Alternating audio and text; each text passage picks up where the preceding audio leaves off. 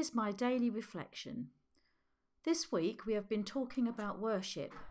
The definition of worship in the dictionary is the practice of showing respect for God by saying prayers, singing with others, a ceremony for this, an act, a place of worship. I love to worship. I often have praise music on as loud as I can get away with, and I am often working away singing along. Sometimes I feel sorry for the neighbours. I love to worship also corporately in church.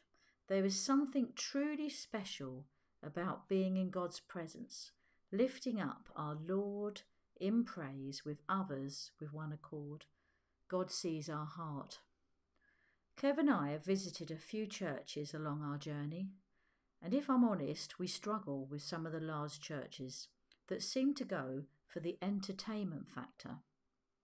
We found that some of the churches had at least 10 people on the stage, 2 to 3 electric guitars, drums, and lots of singers.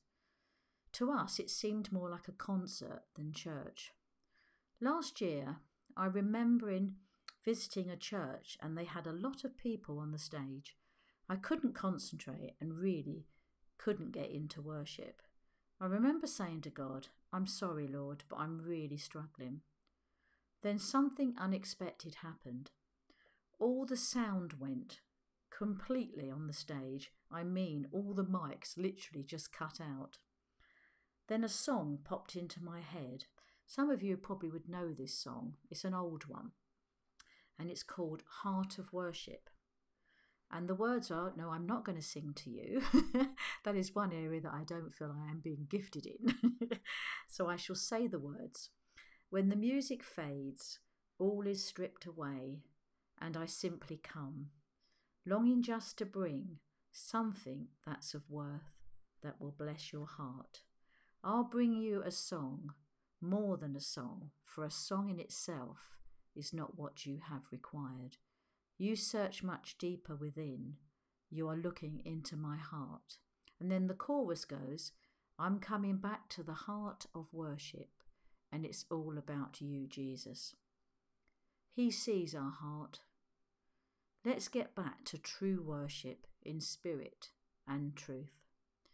There's a lot of psalms that talk in the Bible about worship and how we're meant to worship.